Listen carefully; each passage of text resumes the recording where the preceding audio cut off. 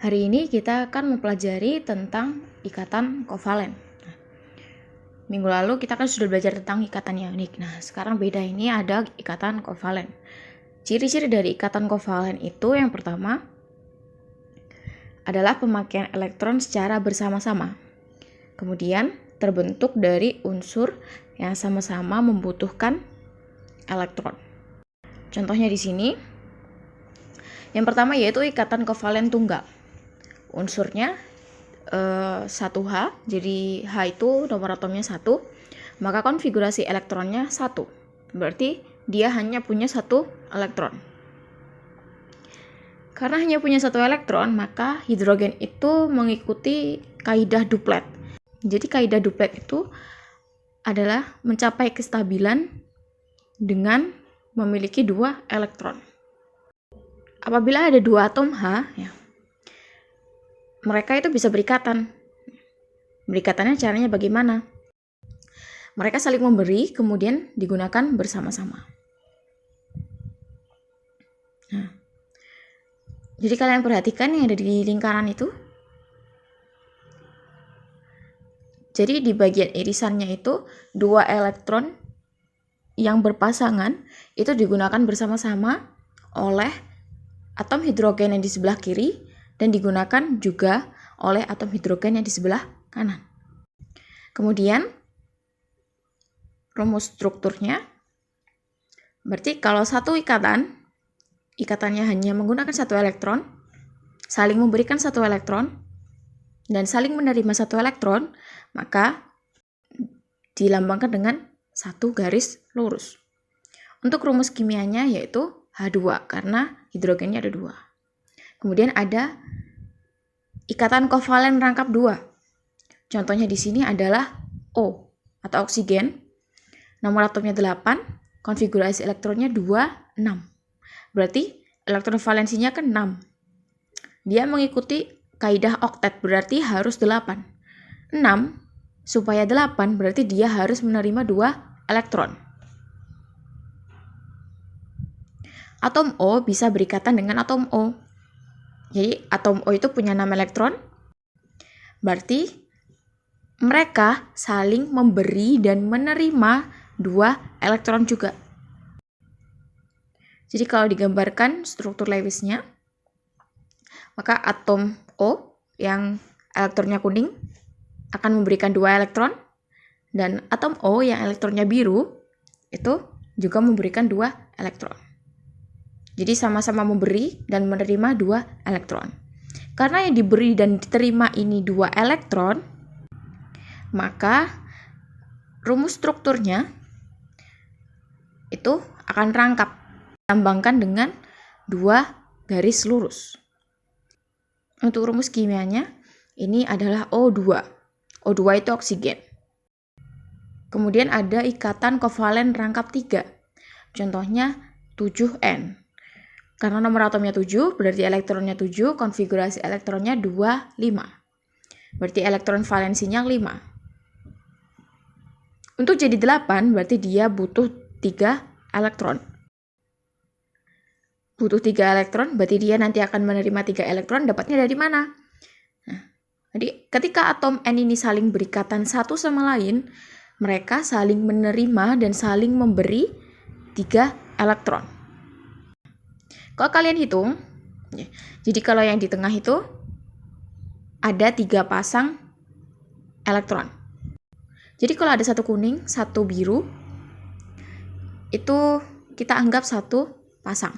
Berarti karena ada 3 kuning, ada 3 biru, berarti 3 pasang elektron. Karena digunakan bersama, berarti yang di tengah itu, yang digunakan bersama sudah ada 6. Nah, yang di tepi itu ada 2, berarti 6 tambah 2, 8. Berarti sekarang penuh, masing-masing atom N punya 8 elektron. Karena saling memberi dan menerima 3 elektron, maka rumus strukturnya akan rangkap 3. Jadi ada 3 garis lurus di antara 2 atom N. Rumus kimianya yaitu N2 atau gas nitrogen. Kemudian ada lagi contoh atom H dan atom Cl. Atom Cl itu konfigurasinya 287. Berarti dia untuk mencapai oktet atau 8, dia harus menerima 1 elektron. Sedangkan atom H untuk memenuhi aturan duplet atau 2, dia juga harus menerima 1 elektron. Sama-sama harus menerima 1 elektron, maka mereka akan saling meminjamkan atau memberi 1 elektron itu untuk digunakan secara bersama-sama. Itu yang kuning, 1 elektron dari H, kemudian berikatan dengan 1 elektron dari Cl.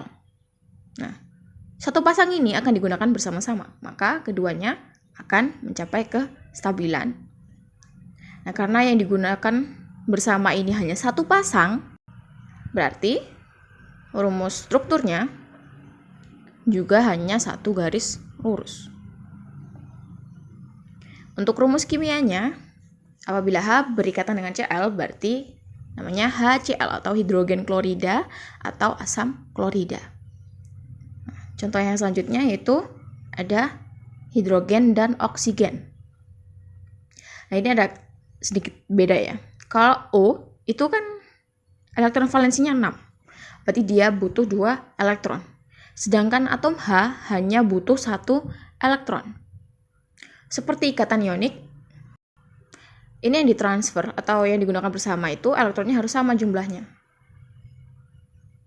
Berarti agar sama, bagaimana? Berarti harus dikalikan supaya sama. Siapa yang dikalikan? Yang lebih kecil. Karena yang lebih kecil H, berarti yang H itu dikalikan 2 supaya sama dengan O. O kan 2. Nah, berarti nanti ada 2 atom H yang berikatan dengan 1 atom O.